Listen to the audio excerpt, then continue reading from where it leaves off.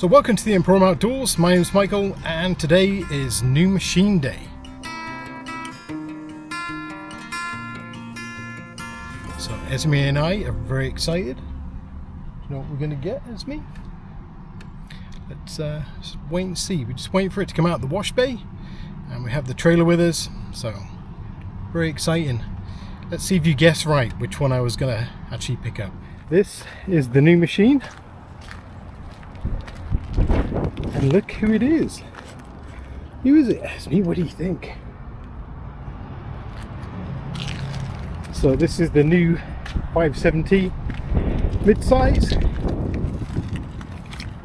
It's the NorthStar Edition. It's got heat for Esme. You look very happy.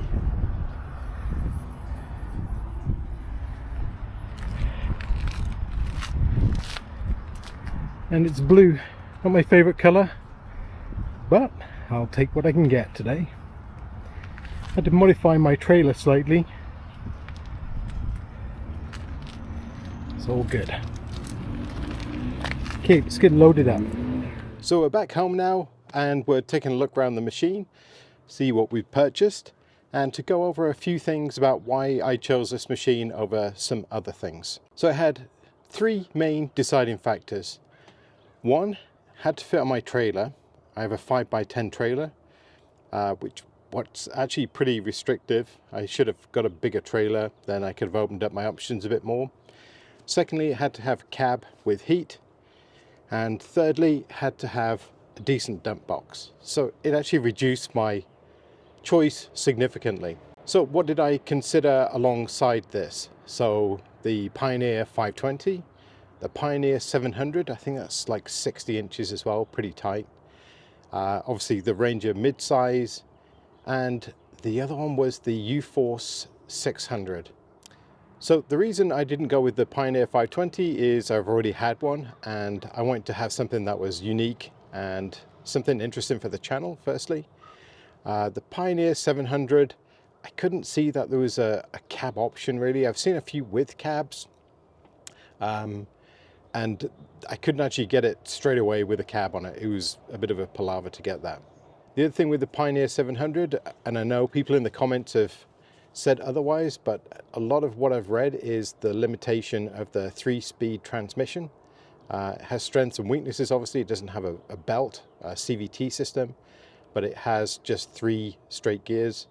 But it doesn't have a low range, which I think if it did, I would have considered that one a little bit more. Like I say, I'm told it doesn't really need it, but I'm also understand that the top end speed is pretty limited to like 65 kilometers an hour. I didn't go with the U-Force 600, the CF Moto, for a couple of reasons. It was cheaper, I guess, overall, had a 5-year warranty, which was very good, but the resale value was going to be a big deciding factor. I actually emailed CF Moto to see if they wanted to do a collaboration with me, and I heard nothing back. So that also was a deciding factor. I think the CF Moto might be a good machine, but because I change my machines every 2 to 3 years, the resale value is very important to me. And I think that's the one that would probably lose the most money in the shortest period of time. So I ended up with the Ranger 570 SP NorthStar, and it's blue. Not my choice, but it was very limited. I wanted the camo version because I do like camo, but this was like $1,000 cheaper and I got a deal at the dealership as well. So this is going to be our new ride for the next couple of years, 2 to 3 years, depending on how things go. So I'm not going to do a full tour, there's lots of those on YouTube, but I'll show you some of the features that really stood out to me and the reason I chose this. So this is the NorthStar version, so it does have some upgrades. Obviously the cab is a big one. It does have the washer as well as the wiper.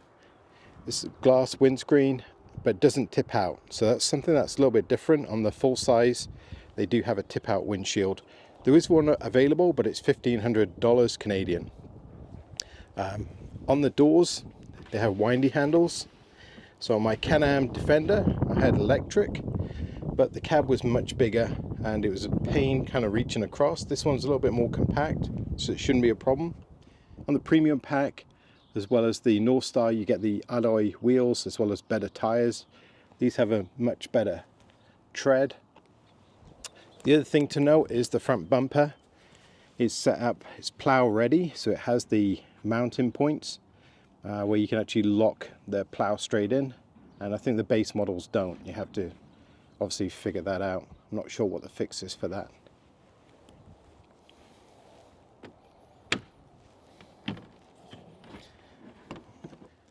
Another difference on this model versus the base model is obviously the washer bottle to feed the washer, and we also have the accessory, I think it's called the lightning block or something like that.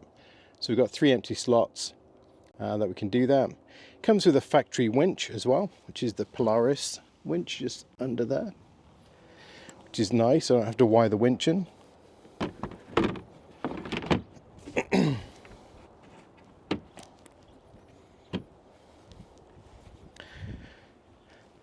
Another upgrade has the LED lights at the front. Again, that's kind of nice to have. It does have the Sachs adjustable front shocks as well, which is nice. Lots of room back in there, easy to work on. Locking doors. It does come with these nets as well on the back. And one thing I really like, underneath we've got big storage bin, which is going to be great for putting all my recovery gear and stuff that I'm going to be traveling around with.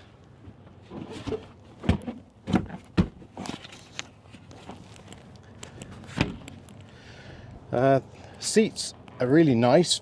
It's like almost like a memory foam. Feels good. So it does have the tilt column, which is nice to have. Has obviously the LCD display. Here we have 12-volt outlet, USB ports.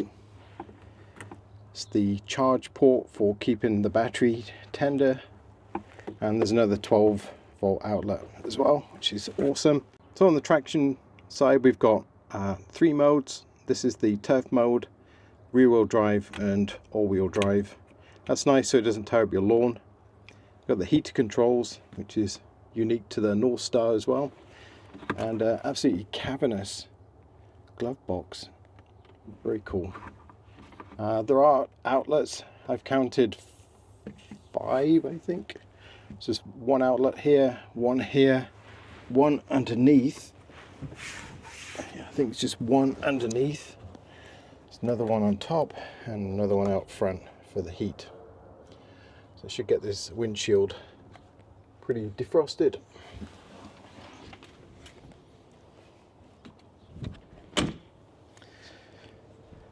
Dump box only has a handle on one side, which is a little bit different. So it does have all this now boxed in. I think earlier models didn't have all this, so mud could get flung up into under the seat area. Another change as well is the instead of the latches on the earlier models, now has a central drop down. Have a set of mirrors to put on. NorthStar badging. Again, it's all sealed up there, so nothing can get in. It's pretty good. The exhaust system is meant to be quieter on this model, but we'll see. It's still pretty loud because it's a single cylinder. So we'll see.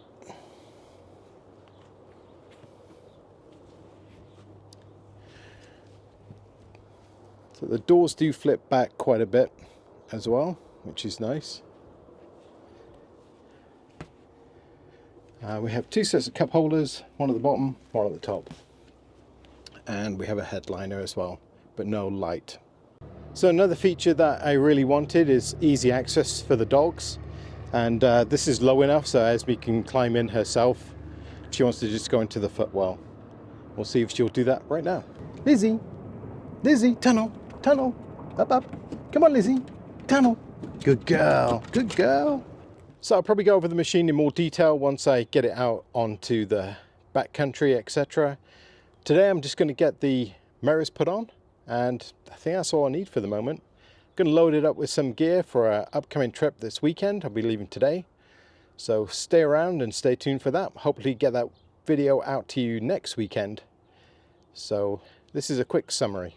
So if you have any questions about the new Ranger, let me know and I'll try and answer them best I can, or if there's any features I didn't cover you'd like to see, just let me know. But until next time, take care. And as always, thank you very much for watching. If you like my videos, leave me a comment, maybe a thumbs up, and don't forget to subscribe.